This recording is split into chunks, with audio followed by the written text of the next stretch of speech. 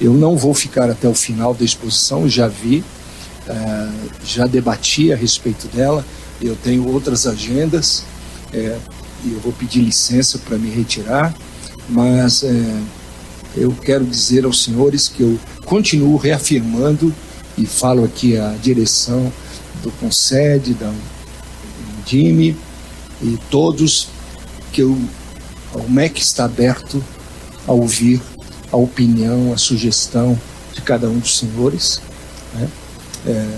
Repito o que eu tenho dito, nós do governo Bolsonaro não somos donos da verdade.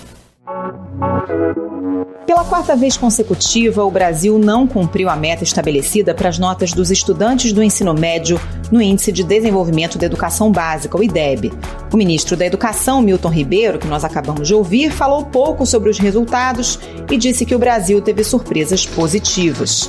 O índice mostra que o país bateu a meta para os anos iniciais do ensino fundamental. Isso é importante, é uma boa notícia. Mas, nos anos finais do ensino fundamental e no ensino médio, os alunos não atingiram o mínimo proposto. Cenário que se repete desde 2013. Depois de 12 anos praticamente estagnado, o Brasil registrou em 2019 o maior avanço na série histórica na etapa do ensino médio. O aumento de 0,4 ponto na média geral, no entanto, não foi suficiente para que o país atingisse a meta de chegar à nota 5 em 2019. O avanço foi puxado principalmente pela rede pública de ensino. O índice passou de 3,7 pontos em 2015 para 3,8 em 2017 e 4,2 no ano passado. O que mostram os dados do IDEB, houve melhora consistente nos últimos anos, porque alguns estados têm desempenho melhor do que os outros. Como estão as notas dos estudantes brasileiros em comparação com os de outros países? Esses são os temas do Ao Ponto desta quarta-feira. Eu sou Carolina Moran, sem o Roberto Maltic, que está de férias, e neste episódio converso com a repórter Paula Ferreira e com o colunista Antônio Góes. Fique com a gente.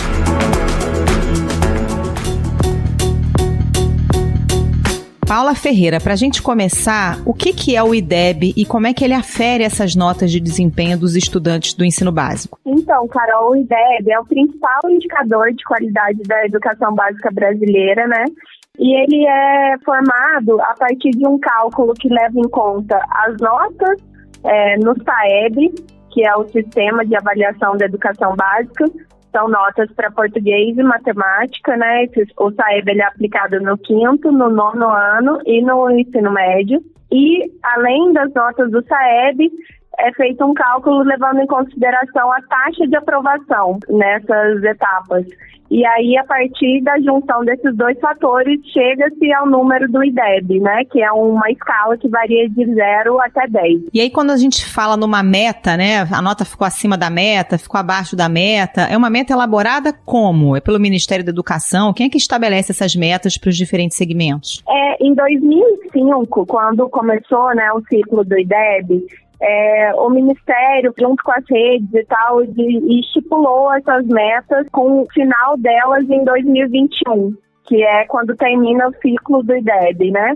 Então, assim, essas metas levaram em consideração o estágio que as redes estavam naquele momento, quando o IDEB foi criado em 2005, e a perspectiva de quanto elas poderiam crescer, levando em conta a realidade em que se encontravam. Então, foram estabelecidas as metas tanto para escolas quanto para municípios, estados, a meta geral de Brasil, as metas de rede pública e rede privada.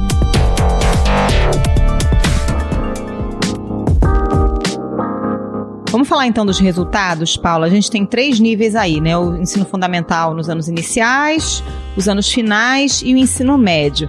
A boa notícia, por enquanto, está concentrada no ensino fundamental, anos iniciais. Nesse segmento, a gente conseguiu bater a meta.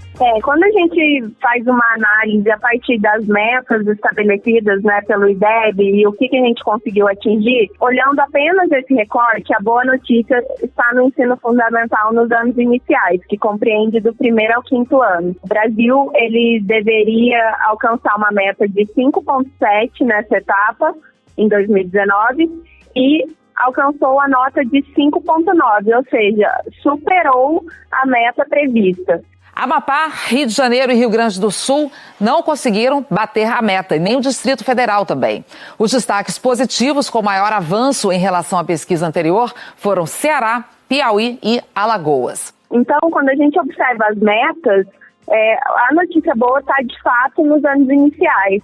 Porque nos anos finais, o Brasil já não cumpre, né, essa meta desde 2013. Nos últimos anos do ensino fundamental, a meta do IDEB não foi batida. O índice geral, escolas públicas e privadas, foi de 4,9. A meta era chegar a 5,2. O mesmo aconteceu em relação ao ensino médio, que é uma etapa que há muito tempo, né, vem sendo taxada como uma etapa problemática da educação pública e tal. Em termos gerais, né, de Brasil, considerando tanto a rede pública quanto a rede privada, a gente também não bateu essa meta do ensino médio que estava prevista em 5 e nós alcançamos 4,2. Mas, quando a gente faz uma análise dos avanços, né, no IDEB, a melhor notícia mesmo dessas divulgações de dados vem com o ensino médio, que é justamente a etapa problemática que a gente vem descumprindo meta também desde 2013. Embora a gente não tenha alcançado a meta prevista, que era de 5, o Brasil teve um avanço muito significativo, considerado histórico, na série do IDEB. O ensino médio, que desde o início da divulgação dos índices tinha desempenho baixo e avançava pouquíssimo, conseguiu o maior aumento da série histórica. Só que os avanços ainda não foram suficientes e o índice abaixo da média esperada. Em 2019, foi de 4,2 pontos. A meta era 5 pontos. Um avanço aí de 0,4 pontos, coisa que não acontecia há muito tempo. Desde 2005, que é considerado como se o Brasil tivesse estagnado na etapa. Então, assim, foi uma surpresa para muita gente o fato de, dessa vez, em relação ao IDEB de 2017, o Brasil ter avançado na etapa do ensino médio 0,4 pontos, algo que não acontecia há muito tempo. Paula, e esse resultado positivo no ensino médio tem a ver muito com o desempenho das escolas públicas, né? Mais do que as privadas. Isso. A gente observa nesse IDEB que as escolas públicas tiveram um papel muito importante para puxar a nota do Brasil em todas as etapas. E no ensino médio isso também aconteceu, porque enquanto nas escolas públicas, né, a gente teve um aumento de 0,4 ponto percentual na nota do IDEB, nas escolas privadas esse aumento foi de 0,2 ponto.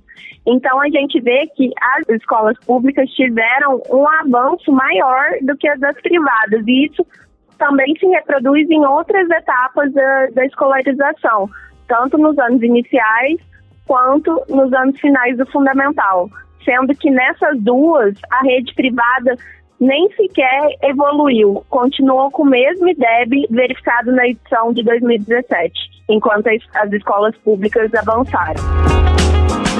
E as diferenças regionais, Paula, estão muito presentes nesses dados do IDEB? A gente ainda consegue verificar algumas discrepâncias grandes, né, entre as regiões do país.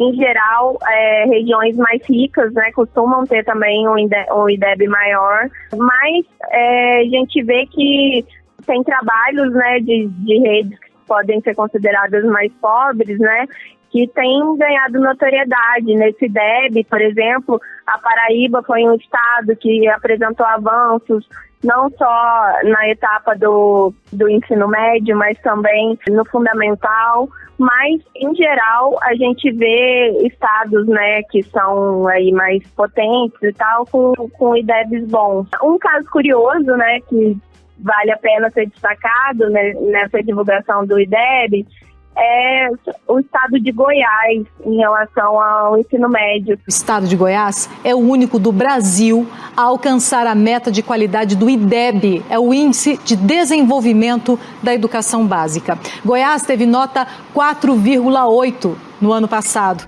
Teve um crescimento expressivo de 0,5 pontos.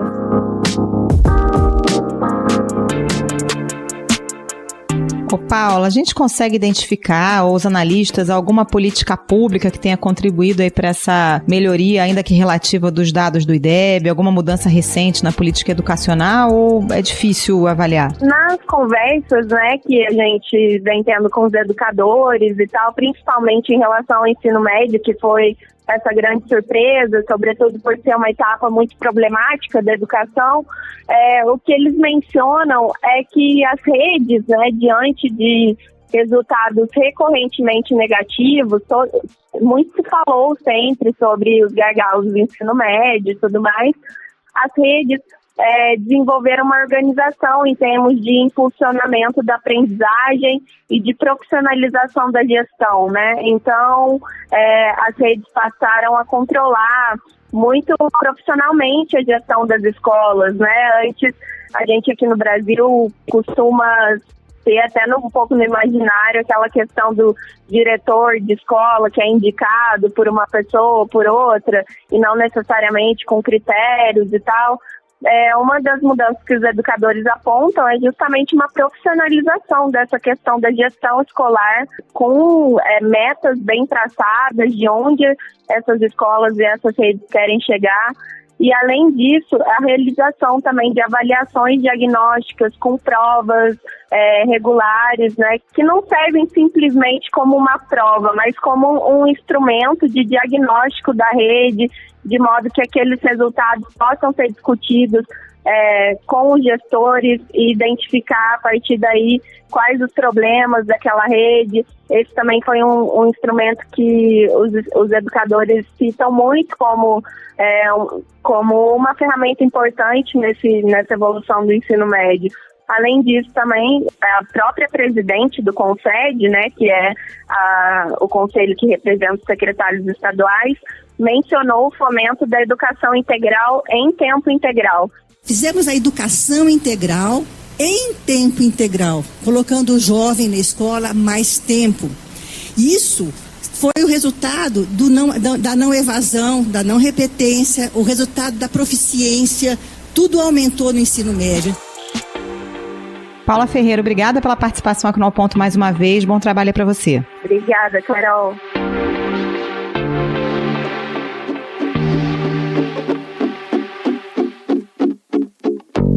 Antônio Góes, esse resultado do IDEB, a gente pode dizer que é uma boa notícia ou nem tanto? Olha, olhando principalmente o resultado do ensino médio, né, é uma boa notícia se você considerar o quadro de completa estagnação que a gente estava verificando no ensino médio. Então, o fato de ter tido uma melhoria de 0,4 ponto na escala do IDEB, que vai de 0 a 10, e uma melhoria generalizada, no sentido de que foram todos os estados que melhoraram, não foram só alguns que puxaram para cima. Então, é uma boa notícia, há que se reconhecer, né, é positivo. Agora, como sempre, com cautela, né, porque a gente precisa ver se isso não é voo de galinha, né, aquele voo que dá um salto, melhora, mas depois regride, ou a gente, várias avaliações, o PISA, por exemplo, a gente viveu isso. O Brasil deu um salto, de repente cai e depois retorna.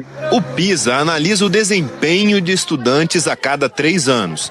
Alunos de 15 e 16 anos de dezenas de países fazem provas de matemática, ciências e leitura. E o resultado de 2018 não foi bom para o Brasil. Após o país registrar avanços nas primeiras edições do PISA, de 2000 a 2009, nos últimos 10 anos o nível da educação não melhorou. Então, para ter certeza de que os dados são sustentáveis, levaria um tempo. Por exemplo, o caso do ensino fundamental, principalmente nos anos iniciais, daí a gente pode, mesmo que não tenha sido um aumento tão grande, né, de 2017 para 2019, mas olhando toda a série histórica, a gente vê que os resultados dos primeiros anos do ensino fundamental, né, que vai do primeiro ao 5º ano, são sustentáveis. Eles vêm acontecendo de uma maneira sustentável, não é voo de galinha. É algo que a gente vê que faz sentido, ano a ano tem uma melhora, essa melhora não é restrita a algumas regiões, é uma melhora que se vê em todas as regiões, então ali a gente tem mais segurança para dizer que há uma melhoria sustentável, principalmente nos anos iniciais do ensino fundamental. A gente precisaria ver, no caso do ensino médio, o quão sustentável seria essa melhoria nas próximas avaliações. Agora, existe alguma política pública em âmbito nacional que justifique essa melhora? Ou a gente tem que observar estado a estado, caso a caso? Olha, como o fato do ensino médio melhorou em todos os estados, gera a hipótese, né, de a gente se perguntar se teve alguma política nacional. Mas eu ainda acho muito prematuro apostar com certeza. É claro que assim, no jogo político, né, no jogo político partidário, vai sempre quem vai querer dizer, tá vendo? Já é o governo Bolsonaro, ou é o governo, nos casos locais, né? É a administração tal de fulano, de A, de B ou C. Mas eu acho que precisa muita cautela, porque vamos fazer esses contrários, né? Se tivesse uma queda, a gente estaria dizendo que foi a política A, B ou C, ou que foi o governo A, B ou C, o responsável único por essa queda? Não seria correto, né? No jogo político mais mesquinho, né, dessa política partidária, certamente teriam atores que estariam fazendo A ou B. Em 2017 foi aprovada a reforma do ensino médio. Foi uma grande mudança, né? O governo sancionou hoje a lei que institui a reforma do ensino médio. O número de horas de aula vai aumentar e o aluno vai poder escolher uma parte do currículo. Mas, na minha avaliação, não deu tempo ainda dessa reforma ter tido impacto. Uma hipótese a ser verificada é se falava-se muito tempo, né, que era normal esperar que em algum momento o ensino médio iria melhorar, dado que o ensino fundamental estava melhorando, num ritmo maior nos anos iniciais, num ritmo um pouco menor nos anos finais, mas estava melhorando. Então, uma hipótese a ser verificada, e aí a gente precisa ver os dados da próxima edição do IDEB, é se finalmente a onda, né, que se falava lá, a onda de melhoria que se via nos anos iniciais, se finalmente ela chegou no ensino médio. Isso é uma hipótese que eu acho razoável. Lembrando também que houve um aumento do gasto por aluno, e esses alunos que fizeram o IDEB em 2019, que terminaram o ensino médio, já são alunos que pegaram mais, por exemplo, o Fundeb lá de 2006. O que eu estou querendo dizer com isso? Educação, os resultados, eles geralmente são resultados de longo prazo. O investimento em educação que você faz num ano, ele vai trazer frutos, geralmente, em 5, 10 anos depois. Eu não estou dizendo já com isso assim, que é possível afirmar com total certeza que esse resultado aí é fruto do aumento de investimento, porque aí a gente entra de novo no jogo político tolo, né? De dizer, então foi o governo do PT que causou isso, que fez isso. Então, eu acho que é preciso mais tempo para analisar, decantar melhor esses resultados. Sem dúvida nenhuma é um resultado positivo. Eu recebo com otimismo, mas com otimismo com muita moderação, porque eu acho que a gente vai precisar de um tempo aí para ter certeza do que causou isso e analisar melhor o que pode ter causado.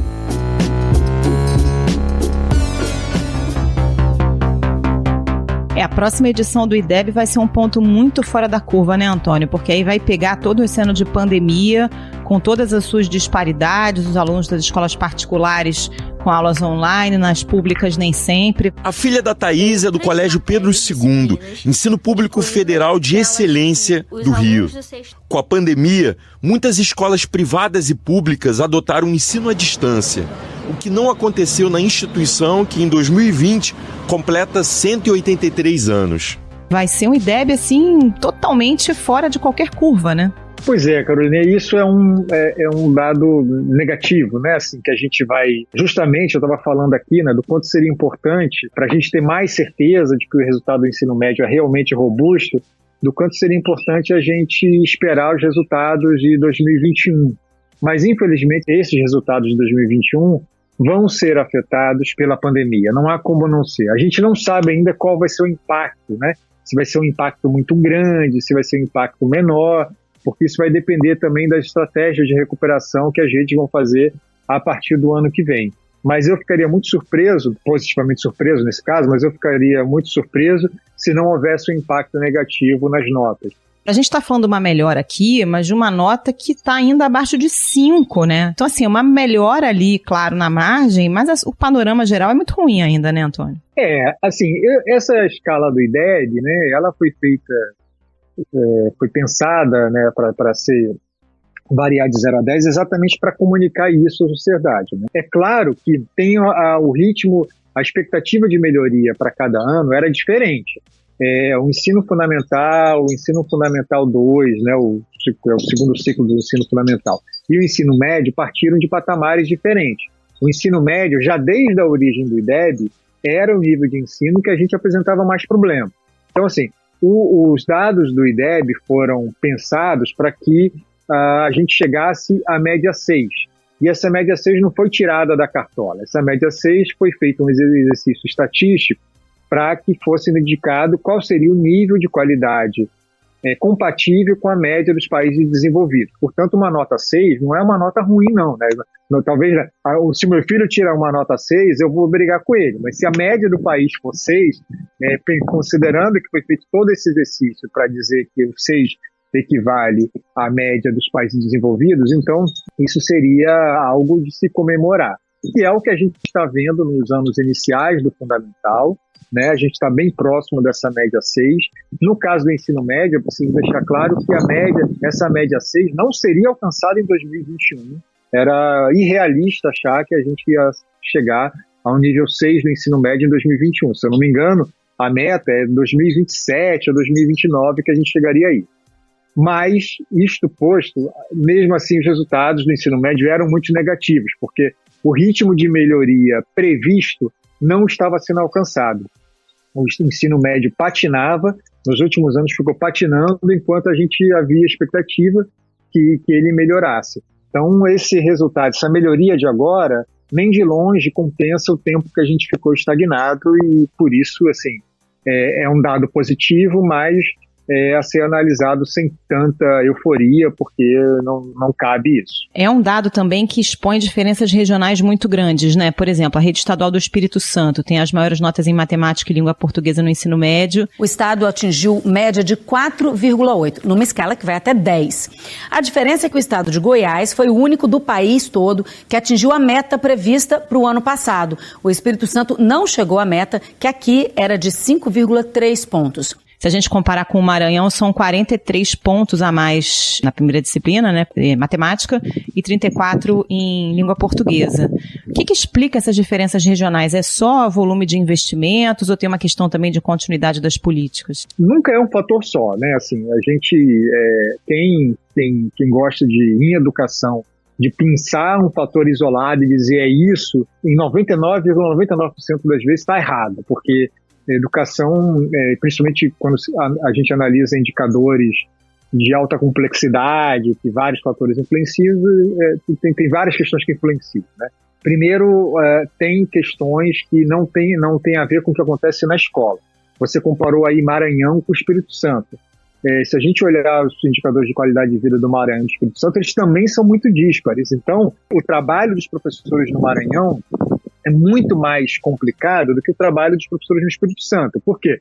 Porque as famílias do Maranhão têm níveis mais altos de analfabetismo, níveis mais altos de pobreza. Então, assim, quando a gente compara estados diferentes, a gente precisa considerar isso. A questão do nível socioeconômico das famílias tem uma influência, isso é fato.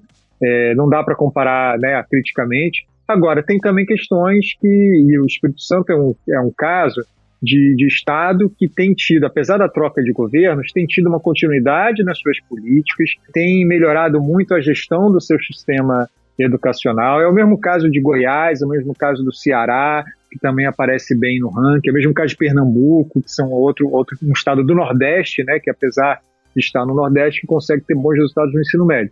São estados que apostam muito na gestão, que têm continuidade de políticas públicas, que ampliaram, no caso de Pernambuco, principalmente o ensino em tempo integral. No caso do Ceará, tem um destaque muito grande para as escolas profissionalizantes. No caso do Espírito Santo, também tem um aumento do tempo integral. Então, assim, e tem uma gestão muito focada para resultados de aprendizagem. Então, assim, tem várias coisas que explicam, né?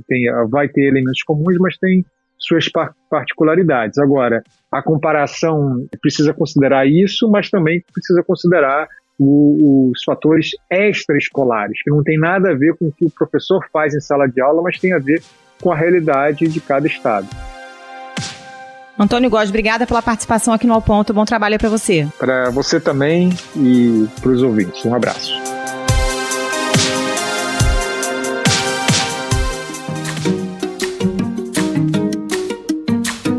Esse foi o Ao Ponto de hoje, o podcast diário da redação do Globo. Nessa conversa a gente conta com a participação de toda a equipe do jornal, as mesmas pessoas que levam até você informação e análise de qualidade todos os dias.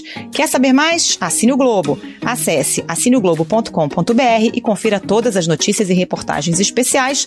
Lembrando que o conteúdo de serviço do combate ao coronavírus está aberto, não é necessário ser assinante. A edição deste episódio foi do João Guilherme Lacerda. Até mais.